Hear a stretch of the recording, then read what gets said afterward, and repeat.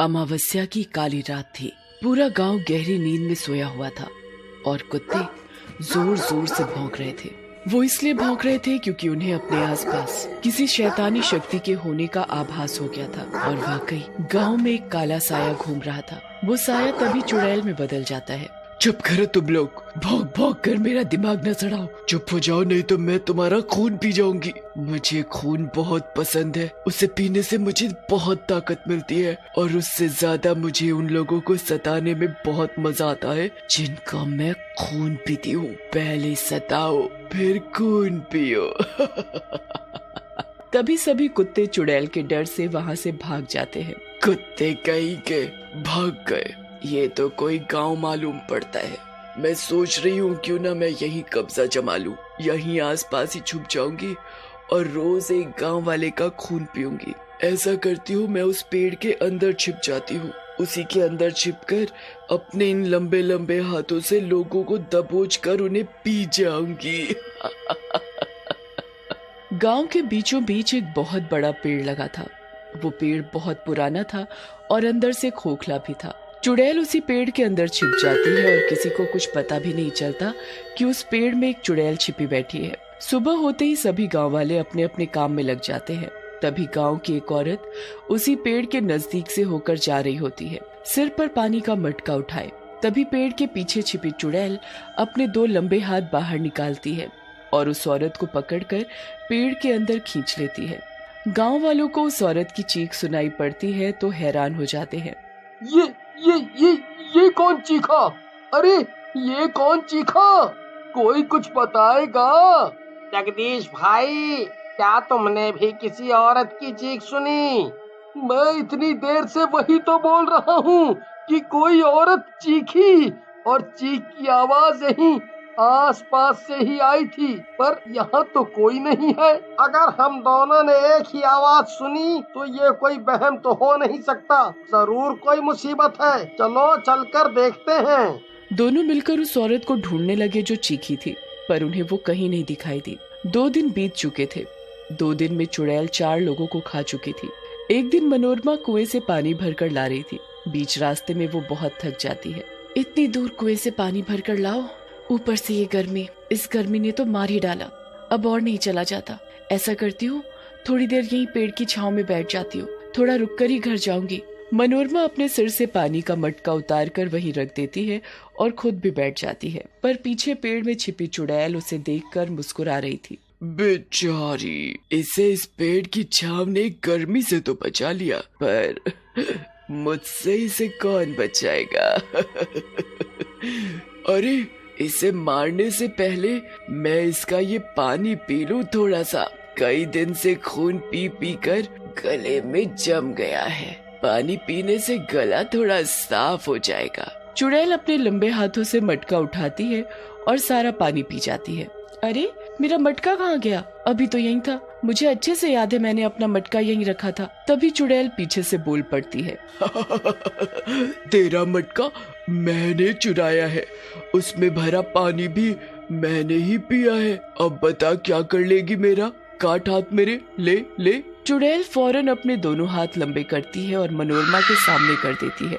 ये क्या बला है?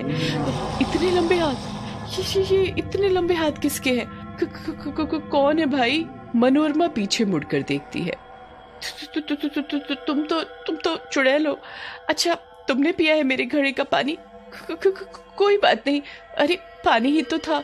मनोरमा जैसे ही चुड़ैल से पीछा छुड़ाकर भागने लगती है, वैसे ही चुड़ैल उसे अपने दोनों लंबे लंबे हाथों में उठाकर पेड़ के अंदर खींच लेती है। मनोरमा चिल्लाने लगती है। चीख सुनकर सभी गांव वाले एक जगह इकट्ठा हो जाते हैं। ये आवाज तो किसी औरत के चिल्लाने की थी। जरा कोई बताएगा कौन चीखा? आखिर बात क्या है? कुछ दिन पहले भी ऐसा ही हुआ था। किसी औरत के चिल्लाने की आवाज आई। जब हम सब ने इधर उधर देखा और पता किया तो कुछ नहीं पता चला उस औरत का। अरे भाई, गांव की औरत ही नहीं, कई लोग और भी गायब हैं। पहले कोई चीखता है, फिर वो ढूंढने पर दिखाई भी नहीं देता। अरे, जब तक कोई दिखाई नहीं देगा तो हम उसकी मदद कैसे करेंगे? पूरे गांव में दहशत सी फैल गई कि आखिर ये सब कौन कर रहा है। सभी लोग कहाँ गायब हो गए। आधी रात के समय जब पूरा गांव सोया हुआ था, तभी चुड़ैल पेड़ से बाहर झांकने लगती है। अब मुझसे जरा भी नहीं सहा जा रहा। मुझे बहुत प्यास लगी है, गला सूख रहा है। मुझे खून चाहिए, खून, वो भी अभी। मैं अब और इंतजार नहीं कर सकती, इसलिए मुझे सोते हुए लोगों को ही इनके घरों से उठाना होगा। चुड़ैल पेड़ से थोड़ा बाहर झांकने लगती है और फिर अपने दोनों हाथ लंबे करके सोते हुए जगन्नाथ और उसकी पत्नी विमला को उठाकर अपने पास खींच लाती है। दोनों चीखने लगते हैं, बचाओ बचाओ, अरे कोई तो बचाओ हमें। अरे ये क्या बला है, विमला, अरे ओ विमला। वो देखो, वो तो कोई चुड़ैल मालूम पड़ती है। चुड़ैल, चुड़ैल, कोई बचाओ चुड़ैल से। शोर सुनकर पूरा गांव जाग जाता है और उठकर बाहर आ जाता है। अब जो मुझे करना है वो तो मैं करके ही रहूंगी। तुम लोग मेरा कुछ नहीं बिगाड़ सकते, क्योंकि ये गांव अब मेरा है। यहाँ रहूंगी तो मैं कभी भूखी प्यासी नहीं रहूंगी। मुझे बस थोड़ा सा खून चाहिए रोज। चुड़ैल फौरन एक एक करके दोनों के गले पर मुंह मारती है और उनके शरीर का सारा खून पी जाती है। फिर दोनों को एक साथ उठाकर लोगों के बीच फेंक देती है। देखा देखा ना, बस मुझे रोज यही चाहिए। अब मैं चली अपने इस पेड़ के अंदर सोने।